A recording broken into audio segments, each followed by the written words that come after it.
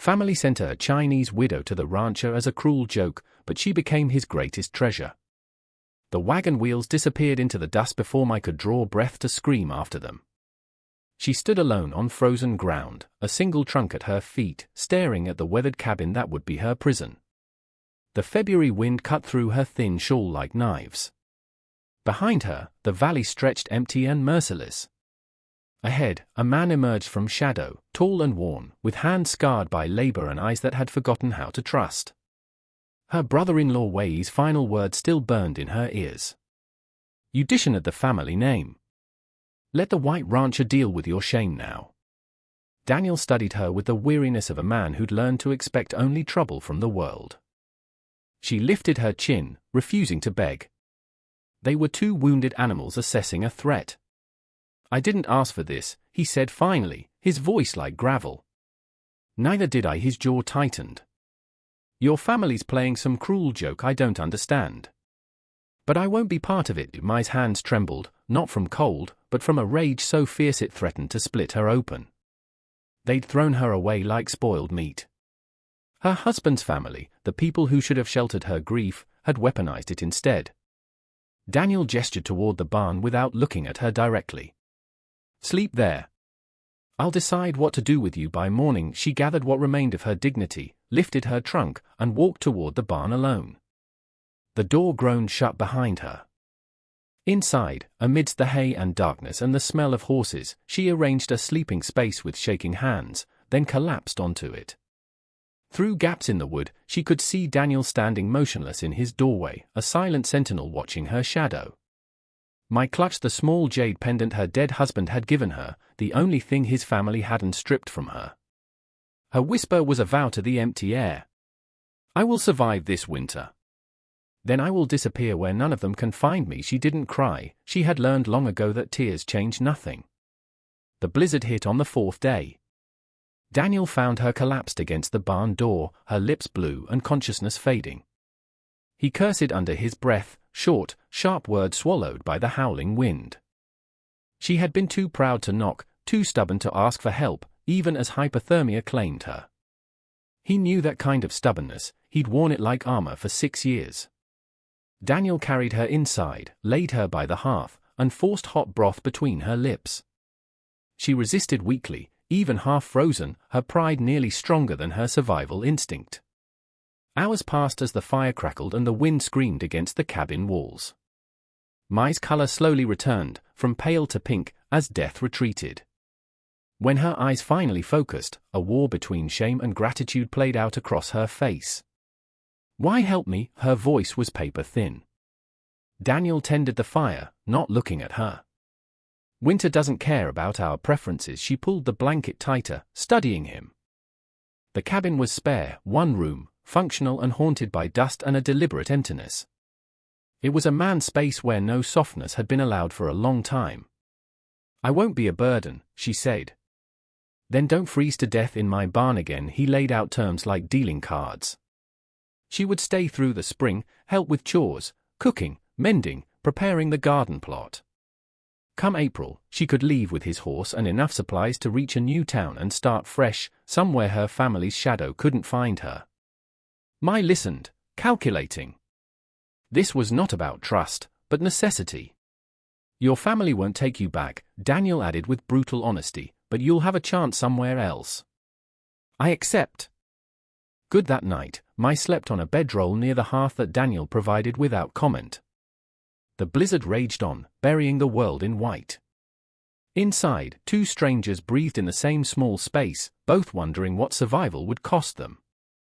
Neither acknowledged the relief of no longer being completely alone. The inciting incident crystallized in that silence, cooperation or death. Spring felt impossibly far away. Mai found the toy by accident 3 weeks later. Reaching for a pot in the back of a cupboard, her fingers brushed against a small wooden horse, carved with surprising delicacy. She held it carefully, transfixed by the detail of its tiny mane and legs mid-gallop, worn smooth by small hands. Daniel entered, saw what she held, and his face went to stone. A long silence fell, the air growing heavy with unspoken sorrow. "My sons," he said finally. A fever took him 5 years back.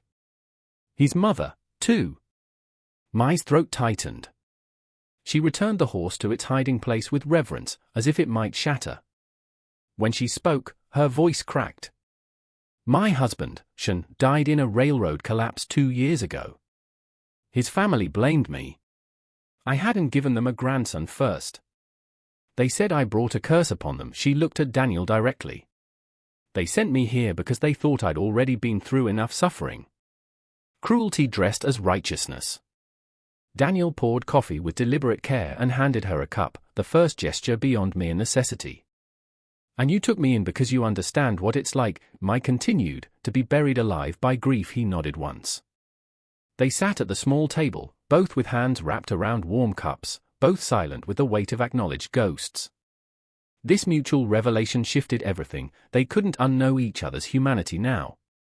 Outside, the first signs of thaw appeared as ice dripped from the eaves and the sun felt slightly warmer. Inside, something equally fragile began to melt. That night, Mai moved her bedroll slightly closer to the common space. Daniel noticed but said nothing. The barn door stayed closed now. An invisible line had been crossed. The wooden horse sat visible on the shelf, no longer hidden in shadow. Later, lying in darkness, Mai felt the cabin differently, not as a prison, not as temporary shelter, but as something else, something she didn't have words for yet. Across the room, Daniel stared at the ceiling, thinking the same dangerous thought: what if she stays? Neither slept well, both wondering what came after survival. Kneeling in the dirt, hands deep in soil that smelled of possibility, Mai realized with a shock that she was planting a garden, not just surviving, but building. April arrived with mud season and longer light. Birds returned to the valley, and the land wore patches of green like promises. Domestic rhythms formed between them. Mai mended and organized the neglected cabin, creating order from chaos. Daniel taught her to shoot his rifle. Wolves and worse, he said simply. She learned quickly, her hand steady on the weapon. Small kindnesses accumulated like interest.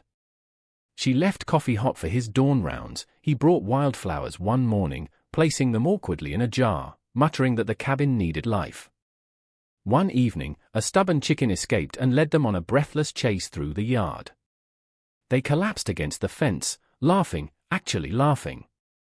The sound was startling in its rarity. For a moment, the weight lifted. Then they heard hoofbeats. Garrett, their nearest neighbor, arrived with supplies and judgment in his eyes. He nodded to Daniel and barely acknowledged Mai. Heard about your arrangement, Garrett said, unloading sacks. Town's talking. People have concerns.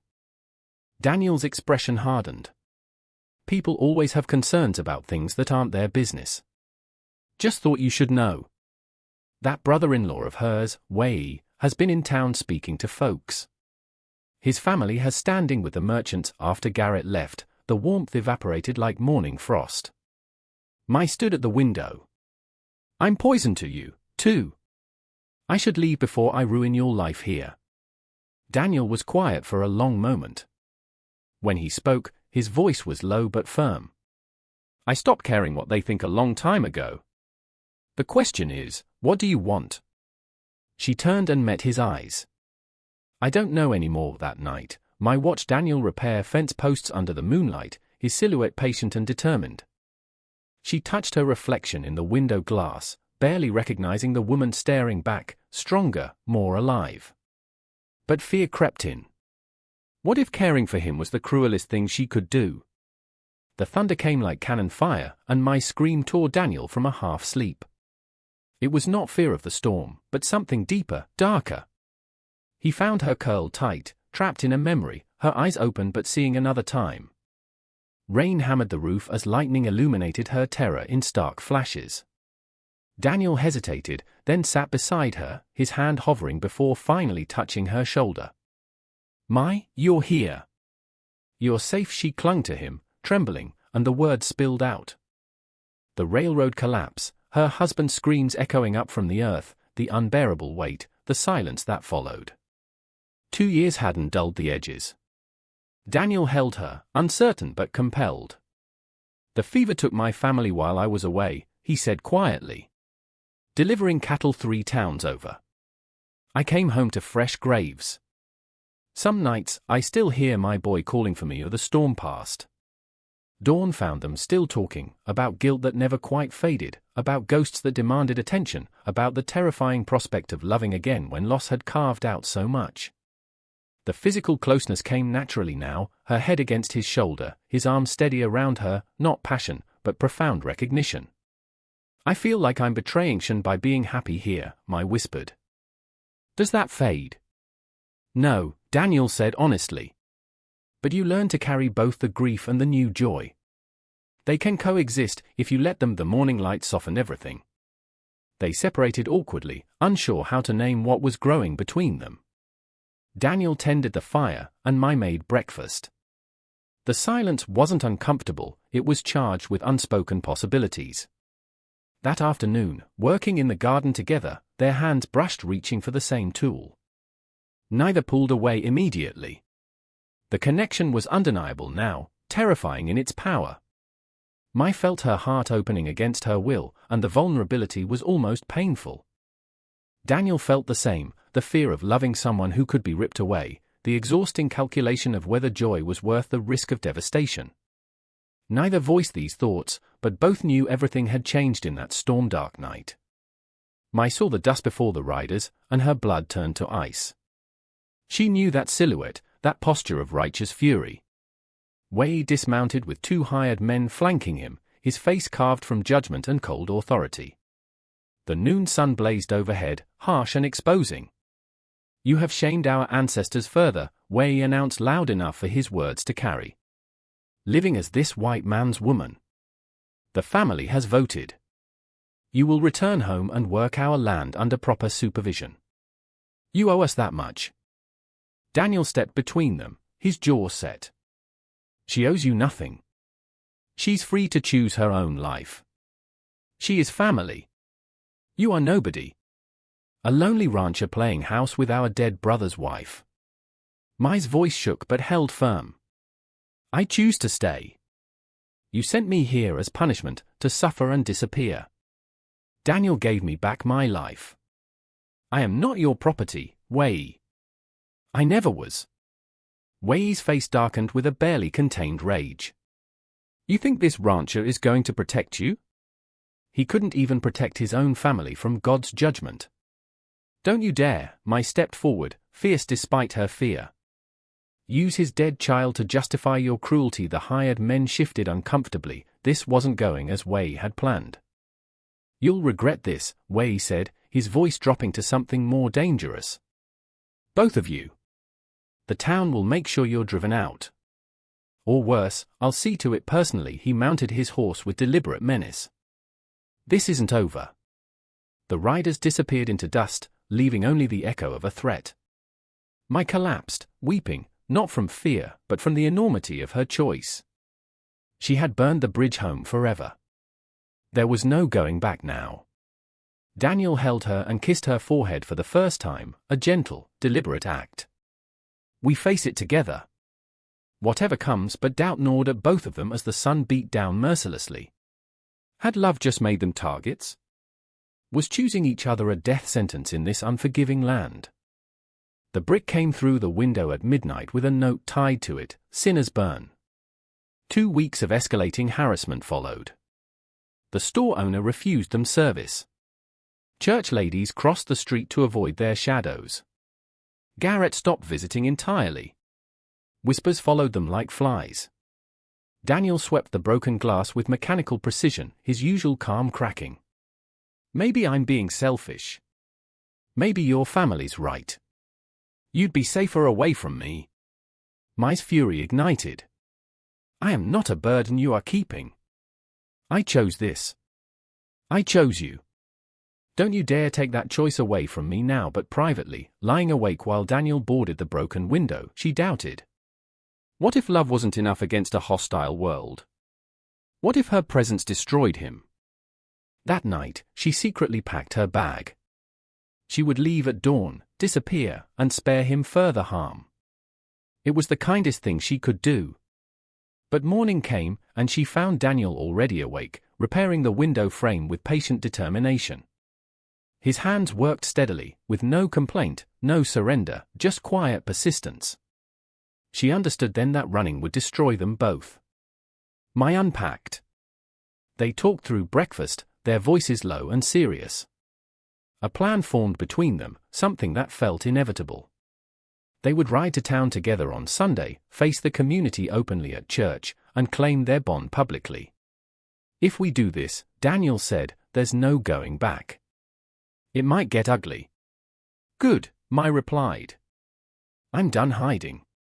They want us to feel shame. I won't give them that. Not anymore. Then we stand together. Let them see what a real partnership looks like. The days before Sunday felt like preparing for battle, not with weapons, but with resolve. Daniel practiced his words. Mai stitched a new dress, an armor of dignity. The night before, they held each other close in the darkness. No words were needed. The dark night of the soul had passed. They had chosen light together, whatever the cost. Every head turned when Daniel and Mai entered the church together, hand in hand. The silence was louder than any condemnation. They walked down the aisle through a gauntlet of stares and whispers and sat in the back pew. Spring sunshine streamed through the windows, warm on their shoulders. Wei stood during the announcements, his voice carrying authority. This woman dishonours her dead husband and our family name. This man harbours her in sin. It is an affront to God and decency, and this congregation should address it. Daniel rose, his heart pounding but his voice steady. Mai's family sent her to me as a punishment, like discarding broken livestock. They wanted her to suffer and disappear. Instead, we built something honest, work, respect, partnership. She helped me live again after years of just surviving. If that's a sin, then condemn me. But she stays free. Mai stood beside him, trembling but clear. I loved my husband, Shen. He was good and kind, and his death broke me completely. But his family tried to bury me alive with their shame and judgment. Daniel gave me back my life, not as charity, but as an equal, building something new. I choose him. I choose the home we have made. The minister, old and weathered, spoke unexpectedly. Christ forgave the woman at the well. He told those without sin to cast the first stone. Who are we to deny second chances to broken people trying to heal? Some congregants stood and walked out in disgust, but others remained. Garrett's wife nodded slightly. The blacksmith stayed seated. A widow in the corner had tears in her eyes. Wei lunged at Daniel with a roar.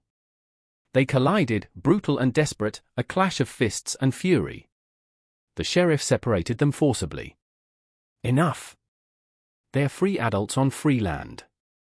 This ends, Wei, or you answer to the law. Wei left with murder in his eyes, but legally impotent. Daniel and Mai exited into the bright sunlight, blooded but unbroken. A few people nodded respectfully. Most averted their eyes. They had claimed their right to exist together, publicly. The battle wasn't fully won, but they had stood their ground. Mai stood in the doorway of their home. She loved that word now, home. Watching Daniel mend the fence line, she marveled at how ours had become her favorite word. Late May had painted the land in extravagant green. The garden flourished with vegetables and flowers. 6 weeks had passed since the church confrontation. The town remained divided, but enough people accepted them that they could trade, live, and exist without constant threat. They had married quietly 2 weeks prior with Garrett's family and the minister as witnesses, not for validation, but as a true beginning. The child's wooden horse sat openly on the mantel now, surrounded by wildflowers. Mai refreshed weekly, honoring the past while building the future. The evening settled golden across the valley. Mai took Daniel's hand as he came inside and placed it gently on her belly. We're going to have a baby. His eyes filled with tears, fear and joy warring within them. I'm terrified, he whispered. So am I. But we'll do it together. We'll teach them that family is who you choose to love, not just who you share blood with. They stood together in the doorway at sunset, caught between the hearthfire behind them, a symbol of warmth, survival, and love made tangible, and the land ahead, stretching green and full of possibility. Daniel pulled her close. "You're my treasure, you know that? They meant it as cruelty, sending you here, but you became the greatest gift of my life." I smiled against his shoulder. "We saved each other. That's how real love works. Not one rescuing the other, but two broken people building something whole together." The sky painted itself in gold and pink as the sun dipped below the distant mountains. Behind them, the hearth fire crackled, constant and alive. Ahead, the garden stretched toward tomorrow, its soil rich with seeds and promise. The wooden horse caught the lamplight, a bridge between grief and hope. I thought of the woman who had arrived here 7 months ago, discarded and half dead inside, seeing only winter. That woman was gone. In her place stood someone who had learned the most radical truth: home isn't a place you're born into. It's something you build with love and choice and a stubborn faith in each other. Their story was just beginning.